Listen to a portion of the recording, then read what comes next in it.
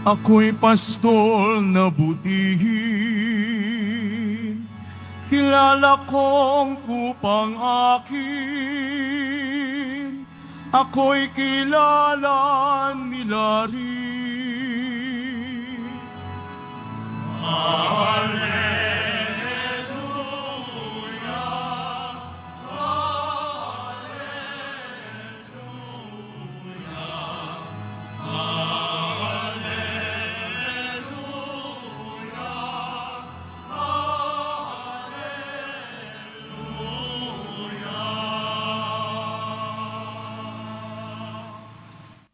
Sumainyo ang Panginoon. At sumayo rin. Ang mabuting balita ng Panginoon ayon kay San Juan. Papuri sa iyo, Panginoon. Noong panahong iyon, sinabi ni Jesus, "Ako ang mabuting pastol. Iniaalay ng mabuting pastol ang kanyang buhay para sa mga tupa. Ang upahan ay tumatakas kapag nakikitang dumarating ang asong gubat. Iniiwan niya ang mga tupa, palibhasay, hindi siya pastol at hindi kanya ang mga tupa. Kaya't sinisila ng asong gubat ang mga ito at pinangangalat. Tumatakas siya palibhasay upahan lamang at walang malasakit sa mga tupa. Ako ang mabuting pastol. Kung paanong nakikilala ako ng Ama at siya ay nakikilala ko, gayon din naman nakikilala ko ang aking mga tupa at ako naman ay nakikilala nila. At iniaalay ko ang aking buhay para sa mga tupa. Mayroon akong ibang tupa na wala sa kulungang ito. Kinakailangang sila'y alagaan ko rin. Pakikinggan nila ang aking tinig. Sa gayoy magiging isa ang kawan at isa ang pastol. Dahil dito'y minamahal ako ng Ama, sapagat iniaalay ko ang aking buhay upang ito'y kunin kong muli. Walang makakukuha nito sa akin, kusa ko itong ibinibigay. Mayroon akong kapangyarihang ibigay ito at kunin uli. Ito ang utos na tinanggap ko sa aking Ama." Ang mabuting balita ng Panginoon. Pinupuri ka namin, Panginoong Hesukristo. Magsiupo muna ang lahat. Magandang hapon po sa inyong lahat. Walang tao. Magandang hapon po sa inyong lahat. Papurit pasasalamat sa mahal na Jesus Nazareno.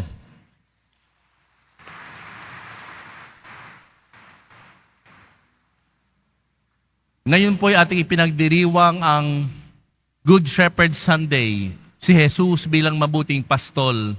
At ipinagdiriwang din po natin ngayon ang pandaigdigang araw para sa bukasyon, the World Day of Prayer for Vocations. Una po nating bibigyan ng pagninilay ay si Jesus bilang mabuting pastol. Paano ba naging mabuting pastol si Jesus? Sa atin pong ebanghelyo ayon kay San Juan, sinabi ni Jesus na siya'y mabuting pastol, una, sapagat iniaalay niya ang kanyang buhay para sa mga tupa. There is a sense of self-giving. There is a sense of sacrifice. Kapag mahal mo,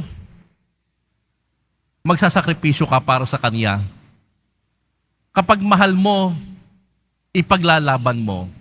At ganyan si Jesus. Sapagkat mahal niya ang kanyang mga tupa. Mahal niya tayo. Kaya bilang mabuting pastol, iniaalay niya ang kanyang buhay para sa ating lahat. Pangalawa, si Jesus bilang mabuting pastol, ay kilala niya ang kanyang mga tupa. There is not just a sense of familiarity, but there is a sense of closeness. Hindi po ba kapag tayo may mga kaibigan, meron tayong mga levels, degrees. Halimbawa, meron tayong acquaintances. Kakilala mo, nag-hi ka, kaibigan mo. Subalit may mga kaibigan na mas malalim. Yung ibang kaibigan natin na sabihin nating mas alam natin ang kanyang buhay, mas kilala natin ang kanyang pamilya, at nagkaroon kayo ng pagkakataon, halimbawa, nagkasama kayo magkaklase ng elementary, magkaklase ng high school, magkaklase ng college, subalit meron pa rin mas malalim na pagkakaibigan. At sa circle na ito ng pagkakaibigan, alam niya lahat ang iyong kahinaan, alam ang iyong kalakasan. Ibig sabihin itong kaibigang ito na napakalapit sa iyo, ito yung hindi ka iniwan through thick and thin. Kumbaga, alam niya at kilala ka niya. Subalit sa kabila ng lahat, hindi ka niya iniiwan. Ganyan ang malapit at tunay na kaibigan. At si Jesus, bilang mabuting pastol, tayo kilala niya. Hindi lamang bilang isang acquaintance, kilala niya tayo bilang isang napakalapit at minamahal na kawan. Kilala niya tayo by name. We are called by name. Kaya nga sa binihag tayo tinawag ni Jesus, tinatawag ng Panginoon sa ating pangalan, kanya-kanyang pangalan, very personal. We are called by name. At ang mabuting pastol, mga kapatid, bukod sa nag-aalay ng buhay, bukod sa kilala tayo, ang pangatlo ay makikita po sa unang pagbasa from the Acts of the Apostles. Ang mabuting pastol ay nagliligtas. May mga pagkakataon na sa ating buhay, may mga taong naging mabuting pastol. Iniligtas tayo sa iba't ibang uri ng kapahamakan. Si Jesus, iniligtas tayo sa kasalanan. Ngayon, mga kapatid, bilang mabuting pastol, sinasabi dito na si Jesus sa Acts of the Apostles, siya ang batong itinakwil ng mga tagapagtayo, subalit siya ang naging batong panulukan. The stone rejected by the builders has become the cornerstone. Kaya nga, ang mabuting pastol ay pwede mong sandigan. Ganyan din po tayo, mga kapatid, sa ating mga tunay na kaibigan na handa mong sandigan anytime. Alam nyo, kapag may malapit kayong kaibigan na minamahal, alam nyo, kahit anong oras, kapag may emergency ka, kapag tunay na kaibigan yan, anumang oras, handang tumulong iyan. Meron ba kayong ganong kaibigan? Malaya yata. Meron? Meron.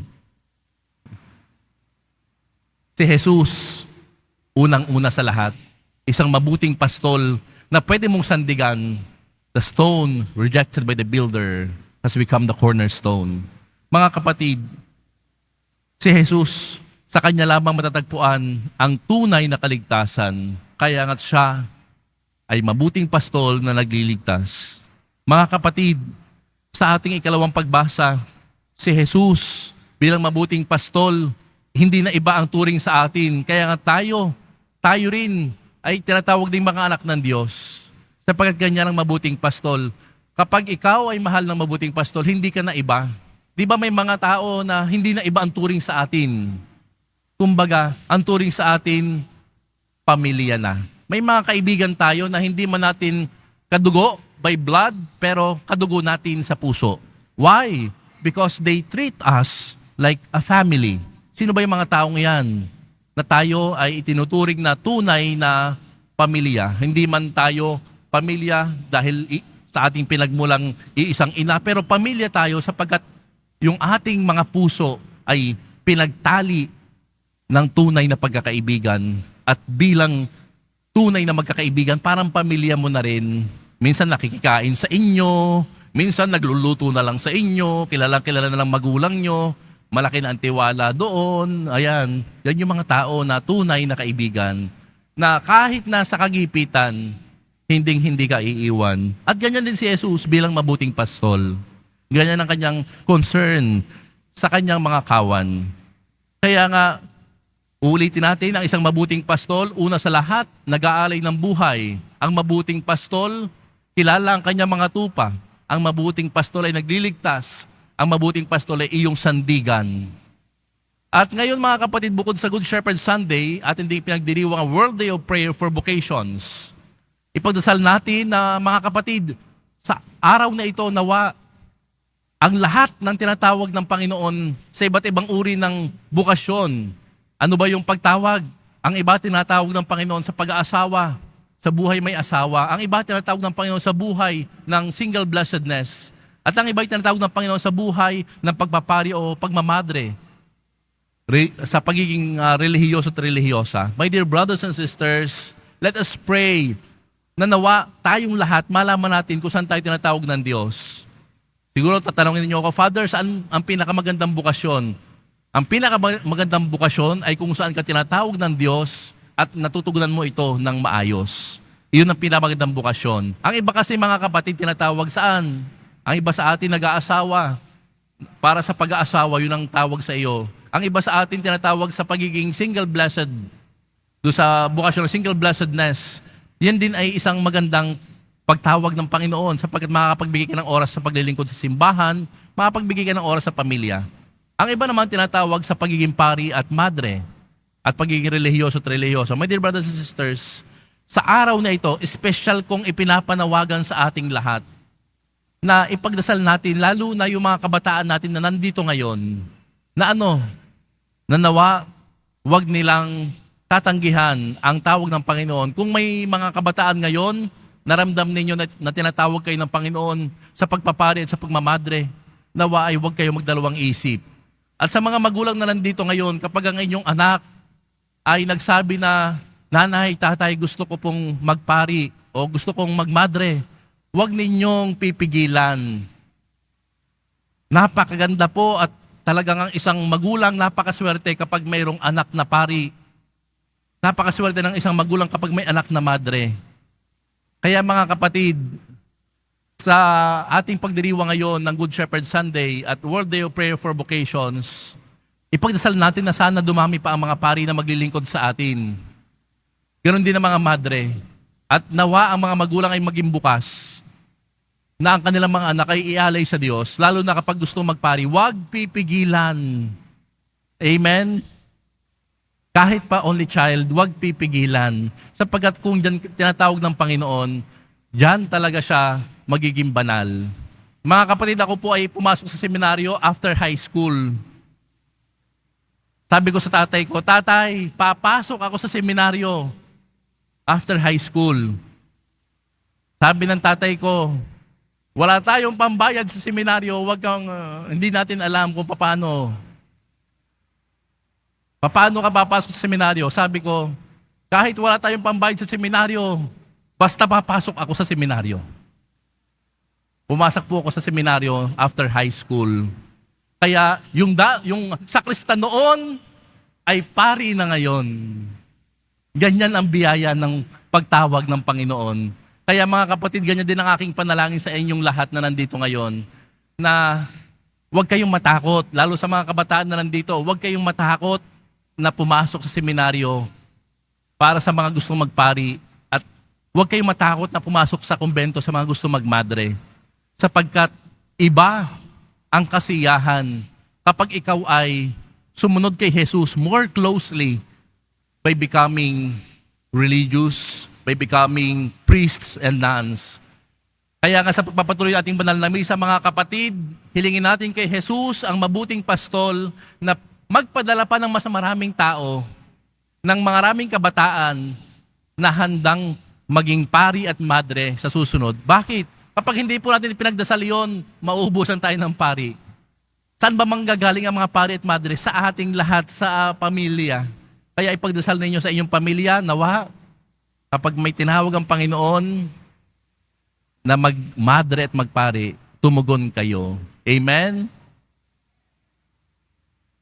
Ang poong Jesus Nazareno, mabuting pastol, inialay ang buhay, tayong lahat, ang ating misyon bilang tagasunod niya, tayo rin ay inaasahang mag-aalay ng ating buhay saan man tayo tinatawag ng Panginoon.